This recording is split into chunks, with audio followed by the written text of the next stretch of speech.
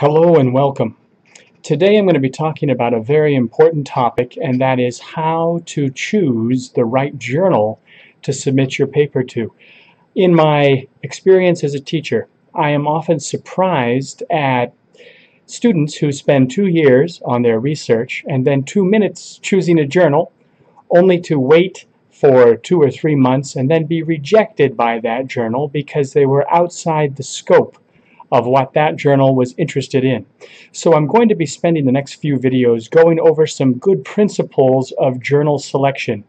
When we think about journal selection, we think about choosing a journal that's likely to publish our work and a journal that's also good for our career. That means a journal that's indexed, probably in the SCI or SSCI, and has an impact factor that's high enough for the requirements for graduation or promotion or funding or whatever we may need. I want to begin by mentioning the importance of a good plan for when we publish and when we submit our papers. Today, editors do a desk reject for many papers that come by their desk. In fact, recently I was attending a conference in sports psychology, and there was an editor from a journal attending that conference, and he gave a presentation. And in his presentation, he mentioned that he will desk reject 60% of the papers that come across his desk. Only 40% are invited to actually get a peer review. It just goes to show you the importance of taking time in targeting the right journal and of convincing the editor in your cover letter and in your article itself that this article is a good match for his journal. Let's talk about how we might choose a journal. Here are some common methods that students use and that might be useful for you as well when you are choosing a good journal to submit your research to. First, keywords. Now, keywords are often words that appear in the keywords section of your paper or in your abstract, and these keywords will also appear in the call for papers, in the journal, or in the journal aims and scope. And you know that the journal publishes papers with these keywords because perhaps when you search online, you can find other related papers using the same keywords in that journal. That's a good sign. However, it's still too broad for us. Many times when students find a list of journals using those keywords, the journal list is too large, too expansive. We want to narrow it down further to identify the best target for submitting. So second is something called relatedness metrics. Now, relatedness metrics is a wonderful function that you can find on the SCI SSCI website. That's the JCR, the Journal Citation Reports website. That website has a journal search tool. And when you use the journal search tool, they allow you to type in one journal, and then you can push a little button called Related Journals, and they will show you all the journals most closely related to your first journal. And they give a relatedness score, very close or and further away as the list goes down. This is useful because oftentimes students know one good journal, but the journal that they're thinking about is often too high impact factor, too difficult to publish, and they want to find another journal with the same scope, the same interest, but a lower impact factor or easier to publish in. This Related Journals tool will allow you to quickly identify a journal with very similar interest, but perhaps easier for you to publish. The third tool that you could use is references. Now, I'm talking here about the references in your own paper. If you cited an author, it's because his topic is close to your topic. So, you want to find out where this author published before. Because if his topic is like your topic and another journal liked him, then maybe they will like you too. So take his name and go to an academic search engine like Google Scholar or the JCR website or Scopus and find all the places he published before. you may be surprised at the journals that you find, and you may find a journal that's very appropriate for you. Again, because they like him and he's related to you, and they may also like you at the same journal. Fourth, there's a software called Scopus. Scopus is an academic search engine that allows you to search and see, for example, where the authors come from in a particular journal. They also allow you to search by university, and you can see, we call affiliation search. You can do an affiliation search and see who from your school or your department has previously published in this journal. And that will also give you an idea that the journal accepts papers from your school, from your institution, from your part of the world, and that can be encouraging for you as well. Aims and scope. This is usually a paragraph on the journal website that will state the research focus of that journal. They will say, the Journal of Applied Mechanics publishes papers related to ta-ta, ta-ta, ta-ta, ta-ta. They'll give you a list of keywords, and that keyword list is very useful because you know that the journal is trying to get research related to those keywords. However, here's the problem with that. That aims and scope on the journal website is usually outdated. Perhaps it was created years ago and it was not updated for some time. Now, more important than the aims and scope is, I believe, the editor's letter.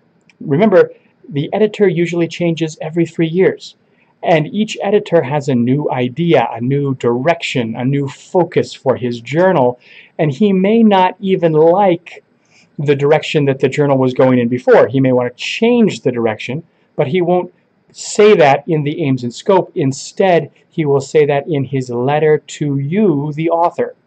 So take 5 minutes and read his letter. You'll find it on his website, on the journal website. It usually says message from the editor, a letter from the editor.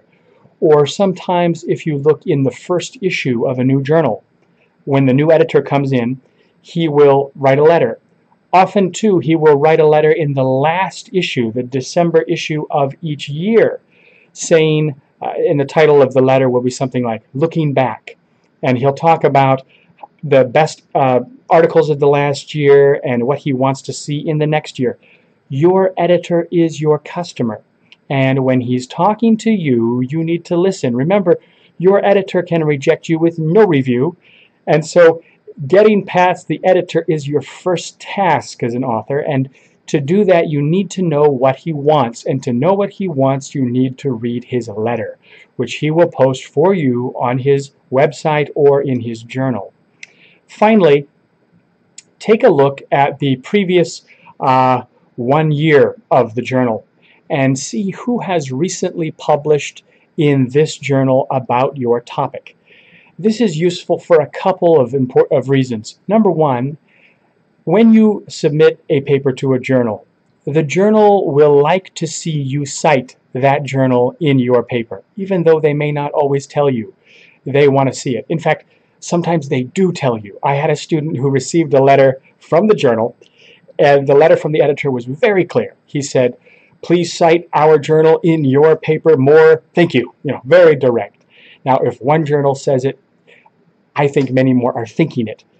They want you to cite them because this increases their impact factor, but more importantly, it shows that you are joining the conversation in this journal, and the journal editor can then connect issue to issue back, a conversation going back through time.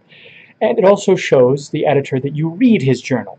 And if you read his journal, you probably know what he wants. So all of these are very good reasons to try to find related papers in the journal and ideally cite those related papers in your paper before you submit to the journal that you're submitting to. Now, I suggest you find several journals for your paper, not just one. If you only have one customer and that customer says no, then you have no backup plan, so you should have more than one. I suggest 5 possible journals that might say yes to your paper. You can find the 5 from the list that I just went over with you. Another reason to have multiple journals is that it's not good to send too many papers to the same journal in a short period of time. The editor may get tired of your face after a while. He wants to see fresh ideas, fresh people. It's also not good for your own CV to have all of your publications in the same journal. So for these reasons, we need to get several, a pool of journals. Now, you should send your publication where you have the highest probability for publication. Journals have preferences and biases, just like people. And for this reason, we need to try to understand what the journal's preferences and biases are. We can do that by reviewing the journal and see, for example, does this journal prefer one specific university more than others? Maybe the university that publishes the journal, for example. Or do they prefer their own country, their own region more than others? Do they care whether you are a senior scholar, or do they also publish PhD students? Do they have empirical and theoretical papers, or do they prefer both? If you look through the journal, you can begin to see the biases and preferences of the editor of that journal, and that will help you to make your decision as well. Now, we hate to talk about this because we like to think that every journal will give you equal chance to publish your paper if your ideas are good. However, in reviewing journals over the years, I have noticed some strong biases that some journals have, particularly university journals. Often university journals prefer their own teachers and students very much, and that is because they pay for the journal and the editor usually comes from that same school, and so there's some bias and preference that builds up over time. And if you're not from that school, for example, you may have a much more difficult time to get your paper published when you submit to that journal. Pick journals like you pick stocks. What do I mean by this? Well, a stock is an investment. It's something you buy today and you hope it will be more valuable tomorrow. You want a stock that's rising in value and not falling in value. The same is true when you invest your research in a journal. You spent years working on your research and you hope that after your research is published, that it will continue to rise in value and not fall. Now, we judge the value of a journal by its impact factor. So we want a journal journal impact factor that's going up and not falling down. And I say this because I've had students, for example, who published papers in very low impact factor journals, and their journal was removed from the SCI list before they could graduate. So they lost a SCI journal, which they needed. Now, we could have identified this problem in advance if we had checked the 5-year impact factor graph on the JCR website. If you go onto the SCI site, you will see they'll give you a graph of 5 years of impact factor, and you can see, is it going up? Is it going down? Is it staying about the same? And you can predict a little bit about where that impact factor will continue to go. And you want to invest in those journals that are likely to live longer than you. Basically, you don't want to live longer than your journal. You should die first. Your journal should outlive you. And if you invest in a journal whose impact factor is falling, your journal may die before you and you may lose a good publication. That's dangerous, and that's something you should be aware of when you're choosing a journal to submit. Here's some other interesting research that's been done on journals with rising impact factors. There was a study done by Eberharter, and he discovered that in every domain there are some top journals, some journals at the very top of the field. And in the 1970s, when he first did this study, he noticed that the top 10 journals across domains were what he called general journals. General journal means it covers many subtopics within a wide domain. When he repeated his study in the 1990s, he discovered that in 20 years, the top 10 journals had shifted from being very general to half of them being very specific, very precise for only one subdomain. And when you look at the total 6,000, 7,000 SCI, SSCI journals, you notice that trend where the general journals fall in impact factor and good specialty journals will rise over time. Now, of course, there's always a few general journals at the top that will remain at the top because they're very famous, like the New England Journal of Medicine, for example. Those are not likely to fall, but in general, authors will read those journals specific for their field. And if they read them, they cite them, and the impact factor will rise. And the journal that has a broad field for everybody is not for me. I don't read it. I don't cite it. Its impact factor will fall. So it's a good practice to identify those new specific specialty fields in your domain, and you may consider submitting and publishing them in them now because they may rise in value over time.